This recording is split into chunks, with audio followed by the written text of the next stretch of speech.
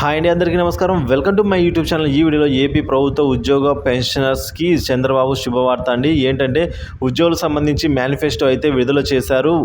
వారు అంటే కూటమి అధికారంలోకి వచ్చిన వెంటనే ఉద్యోగులకి అలాగే మెరుగైన పిఆర్సీ ఇస్తామని అంటున్నారు. సో వివరాలు అయితే పూర్తి వివరాలు వీడియోలో తెలుసుకుందాం. వీడియో ఎక్కడ కానీ స్కిప్ చేయకుండా ఎండ్ వరకు చూసినట్లయితే ఇన్ఫర్మేషన్ అర్థమవుతుంది. అలాగే వీడియో నచ్చినట్లయితే ఒక లైక్ చేయండి.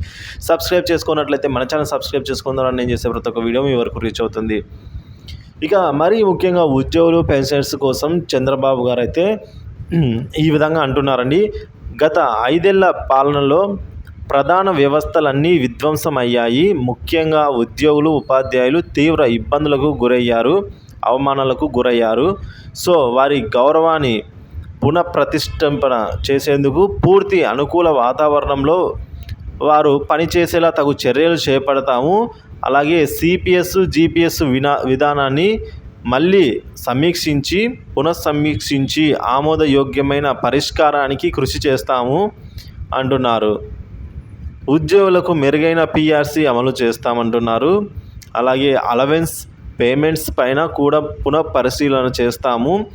ప్రభుత్వ ఉద్యోగులకు కూటమి ప్రభుత్వం వచ్చిన వెంటనే ప్రకటిస్తాము అని అయితే అంటున్నారు. ఇక అదేవిధంగా రాష్ట్రంలోని ఉద్యోగులకు పెన్షనర్స్కు ప్రతి నెల 1వ తారీఖునే జీతాలు మరియు పెన్షన్స్ చెల్లిస్తామని అంటున్నారు.